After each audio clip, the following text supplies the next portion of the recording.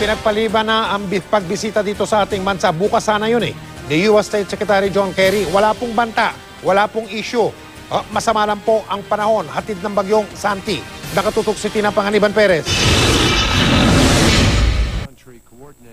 Patapos na ang 23rd ASEAN Summit dito sa Brunei kanina nang biglang inanunsyo ng sabay ni DFA Secretary Albert Del Rosario at US State Secretary John Kerry na postponed ang pagbisita ni Kerry bukas dahil daw sa paparating na bagyong Santi. I'm sorry not to be there in the next day or so, but the good news is I am absolutely committed to returning within a month or so.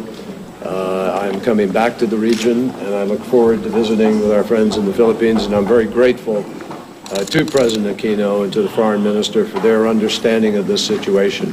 This is a big storm. Una nang hindi natuloy ang pagbisita sa bansa ni US President Barack Obama dahil sa partial government shutdown sa Amerika.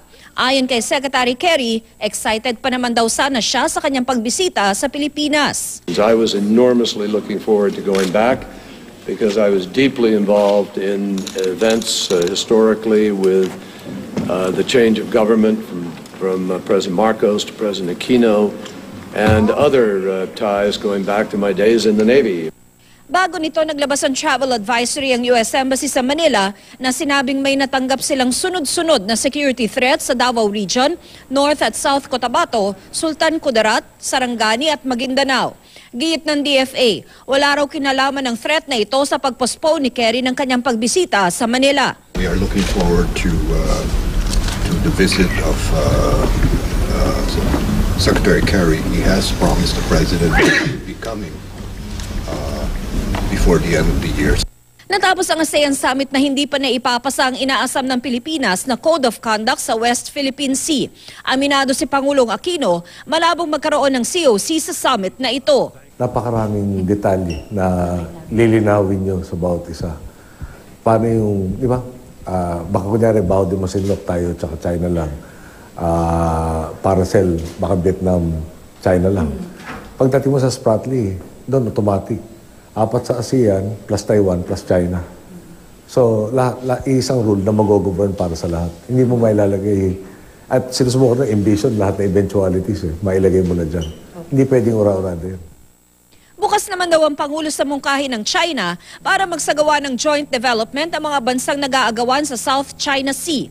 Pero iginiit ng Pangulo na sundin ang batas ng Pilipinas sa isasagawang joint development. Joint venture, walang problema. You conform to Philippine laws. No, okay sa amin. Nung diniin natin yun, bigla natigil yung usapan. Di man nagkakasundo sa isyong ito ang Pilipinas at China, ang mga lider ng dalawang bansa, disente pa ring humarap sa isa't isa.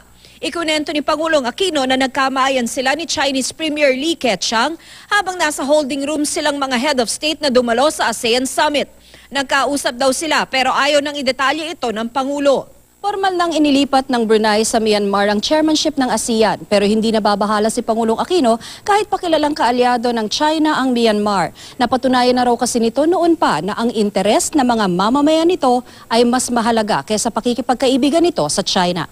Mula sa Brunei, Tina Panganiban Perez, nakatutok, 24 oras.